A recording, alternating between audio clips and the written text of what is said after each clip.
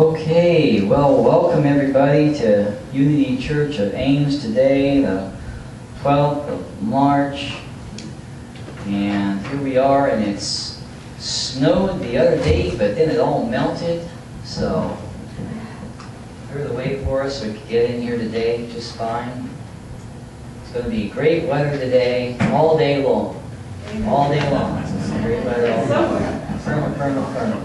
Go cyclones. Yeah.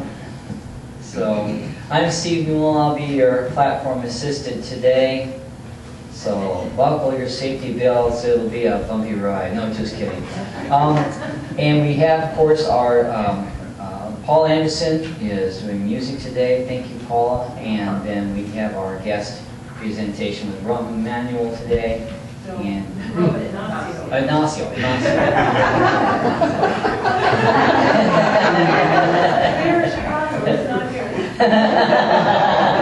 That's what. Yeah, that's what. But just as much a celebrity is. There you go. All right. So one thing I should mention here: prayer chaplain today, 11:30 to 11:50. Got that part right. In the prayer room over here, it's going to be Charlene Bowl today. And so I want to mention that. And coffee and treats after the service, of course. Everybody's invited to that up in the community room right around the corner. Okay, thank you. All right, so now let's get ourselves into a comfortable posture here for opening prayer together. And just kind of take a breath in. Kind of get relaxed and centered a little bit here. I want to open by a reference from page 63 in the book Divine Audacity by Linda Martella-Whitsett. And just a little opening quote here to think about. When we pray, meditate, and focus upon possibilities, we are in a visionary state of being, in which we align with our divine identity, or Christ consciousness.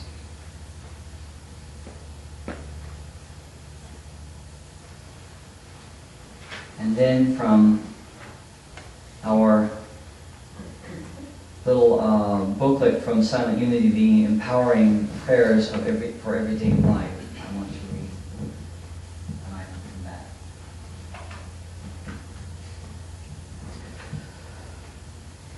God's life is my life. God's life is my life.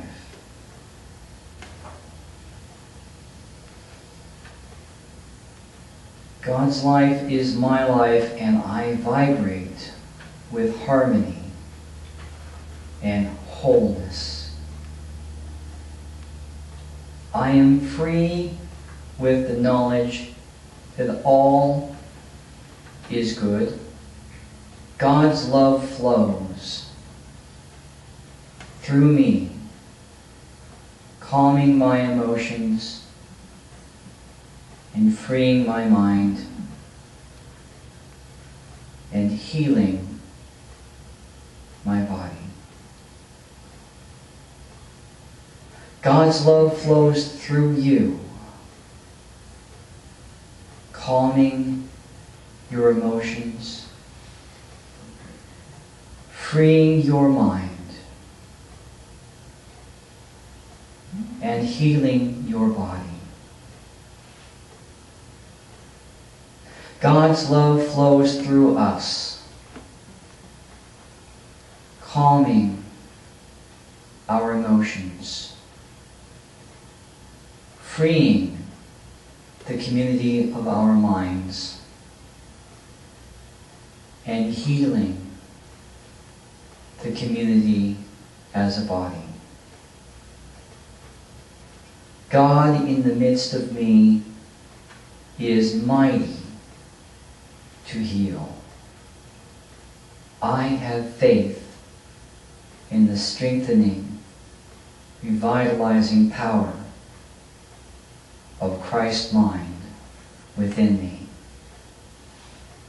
And I enthusiastically accept the healing that is mine.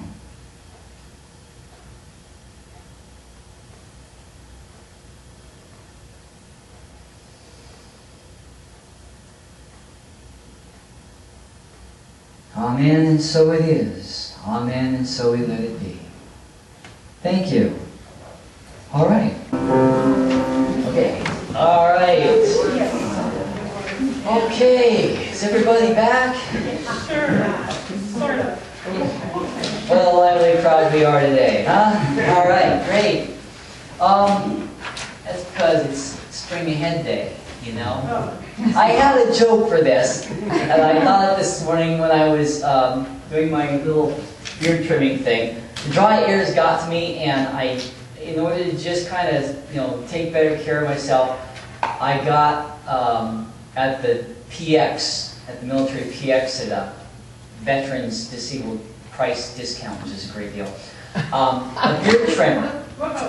And so I'm not scraping my face with the blade, and I'm not grinding my face with the little bird blade thing from the razor. It's just too much on the dry air. So I'm using a beard trimmer now. So I've got that Trivago sales guy on TV look. They say the Trivago sales guy is sexy, so I just say, Steve, this is sexy. Believe me, it's a step up. That's what I'm affirming. I'm doing affirmation on that. So all right, so let's get on to our affirmation prayer that we do together as kind of like a cosmic echo around the planet of every Unity Church Center and Temple around the planet. This is the Unity Worldwide Ministries Foundation statement. Shall we say it together, please? There is one presence and one power in the universe and in my life. God the good, omnipotent. Yes, indeed. That's a powerful statement. Been going on for a long time. I was saying that same statement when I was 8 years old at Unity of Des Moines. All right, so now we're on to the Unity Church of Ames affirmation. Shall we say that together? Through the Christ Spirit in us, we create a better church and a better world. So be it. All right. Thank you, and now we're on to...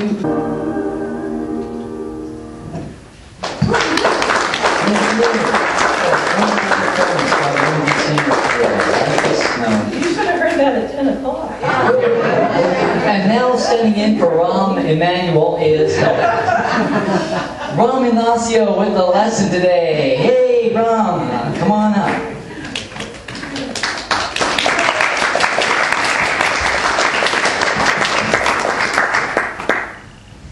Good morning. Good morning. Pleasure to be here. Pleasure to be here. This is the third time I've been had the opportunity to visit. It is a pleasure. The very first time I ever travelled, it was to come here. The very first time these bowls went somewhere was here. I'm so grateful to have some one-on-one time with Deb as well. Deb is a rare person. I know you know this, but Deb is a rare person that when she asks you how you are, you feel safe enough to give an honest answer. You know? Yes.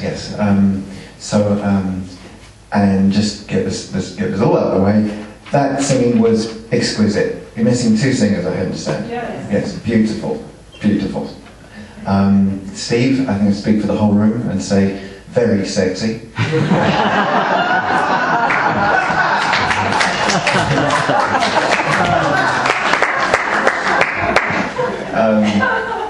And also, in all seriousness, your delivery of the prayer was beautiful, absolutely beautiful.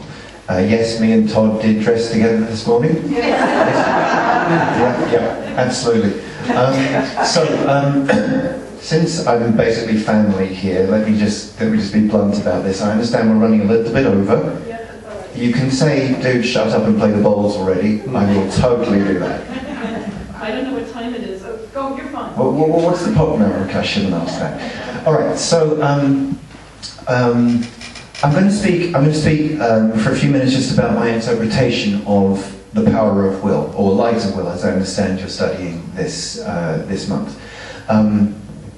Because I'm very fond of this way of teaching. Also, my best friend in London is called Will.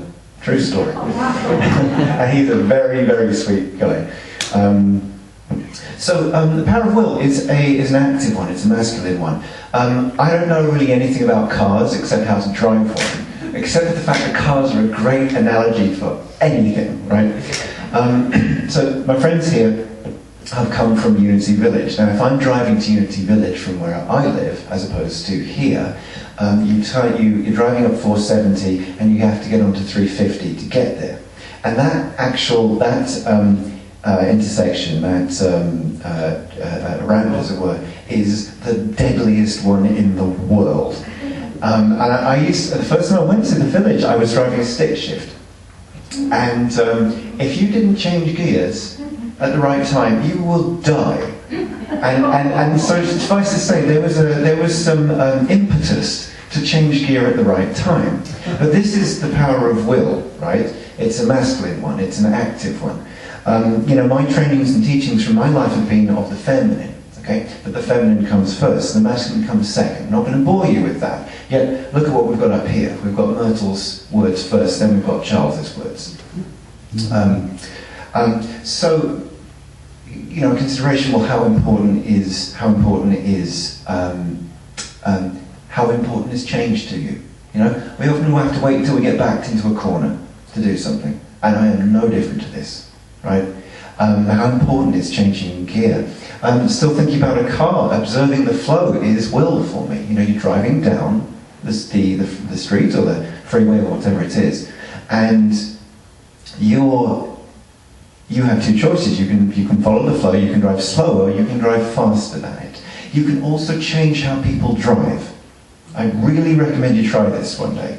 You can change how people drive, because if you're driving with, say, 3 cars going the same speed, okay? For some reason everyone's driving the same speed. You can break that, because it's a bubble of consciousness, okay? That's where we're kind of getting into divine will. I am trying to go as fast as I can. But suffice to say, just like a car also, the power of will has momentum to it. Okay? So, actually I'll come back to that later. I think it's important when talking about any of the powers to consider the relationship to the other ones, because they just don't exist in isolation. It's important to study them one by one and so on, but I consider powers such as renunciation and zeal when I consider will. Renunciation because will is a habit-forming power. Okay, so if you want to give something up, it requires some degree of will.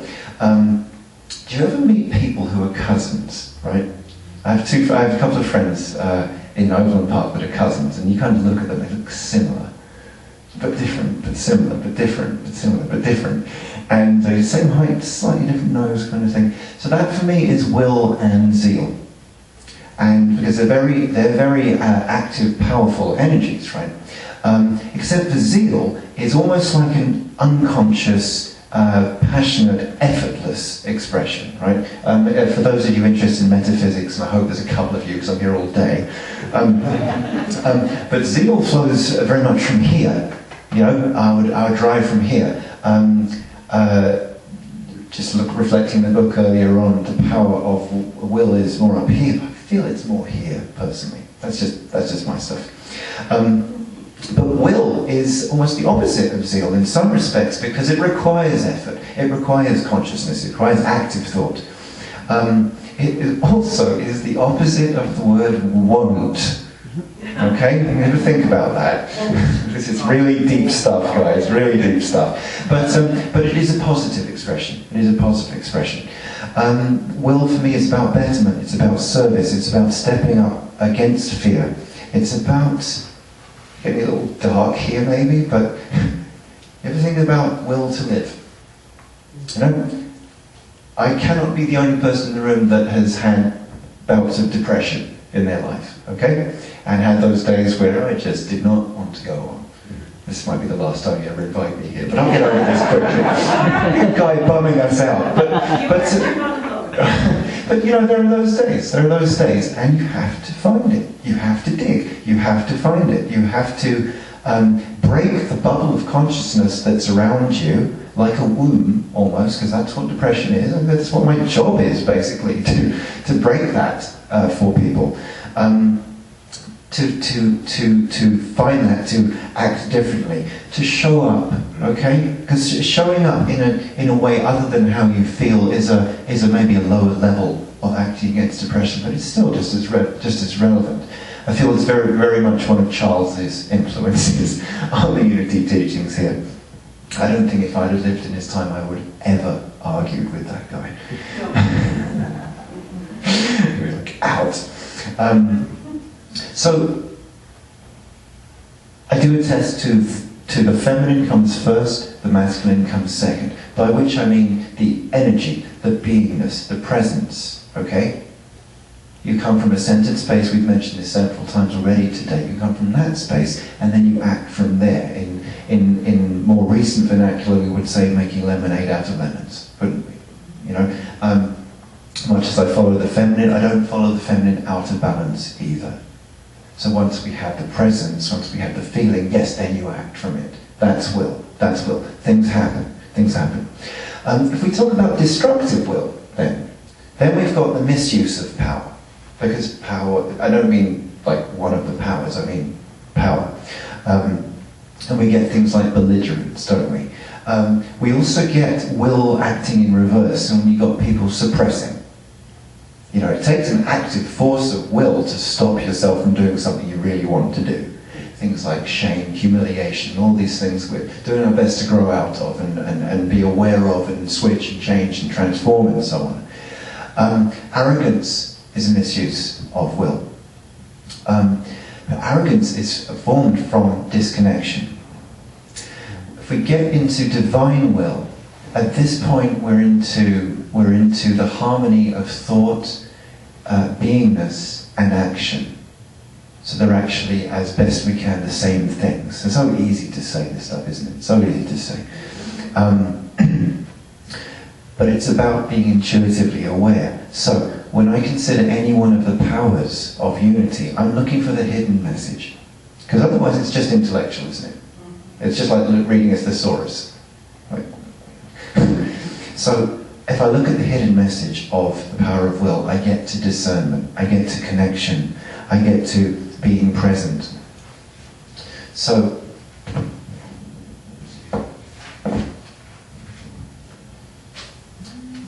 if the key, I'm looking at the key of this lesson for me, and wanting to find something different to the book you're reading as well, but if I'm looking for the key, I find alignment. That is the key to the power of will.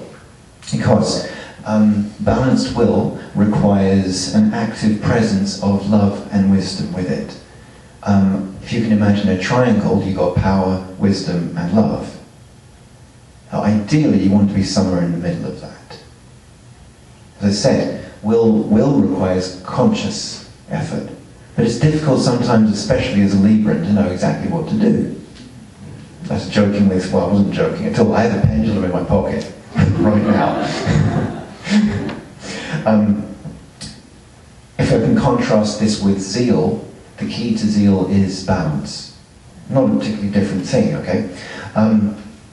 In the books you're reading and studying right now, choice and commitment are keys to the power of will. But I would add to that it is the continual choice that is the cement that binds that together. Someone was talking to me the other day. She said, she goes, how do you know when you're on the spiritual path? Rhetorically. How do you know when you're on the spiritual path? And I just joked and I said, because everything's really difficult all the time. and she laughs politely. And she says, no, you know you're on the spiritual path when the path disappears. So you are on foreign soil all the time. So how do you navigate when you're on foreign soil? You are running on intuition, okay? And if you are not in alignment, and hey, frequently several of us are not. If you're not in alignment, then you are at the whim of your fears, your egos, and whatever else it is, your conditioning and so on. So maybe the question would be, how does one get into alignment? And that's a whole discussion. But my job here today is play some bowls and get you in alignment that way. But if I can just offer that, I'm going as quickly as I can, if I can just offer that to add to your toolkit of addressing the power of will, it would be alignment. It would be alignment. So that your innate ability to follow divine will is already there. So that you don't have to think for it. So that you don't have to base it on someone else's reaction. So that you know what is true and correct for that moment. Because in that moment, when you're aligned, you are acting and you are speaking, you're behaving on divine authority. However, anyone else might complain about that. So, if you would be willing just to take a nice deep breath, close your eyes. I'm going to play the bowls for you. Actually, this one here, as it happens, that's the one of will, but I'm going to play all of them because I believe all of them are to be played together. This is a right-brained experience, there's really nothing to see. I'll play them for a few minutes and we will continue, okay?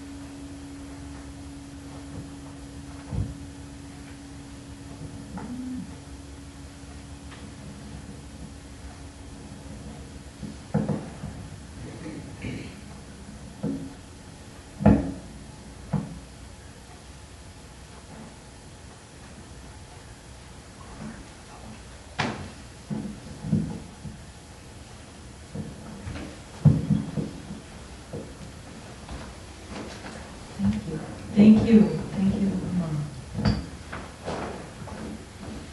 Definitely not Rama manual. Definitely not.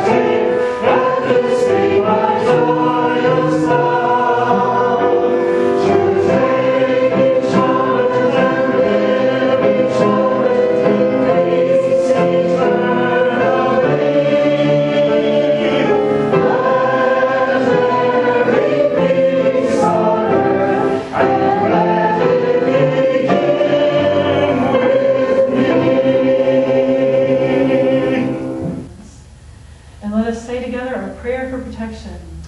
The light of God surrounds us. The love of God enfolds us. The power of God protects us.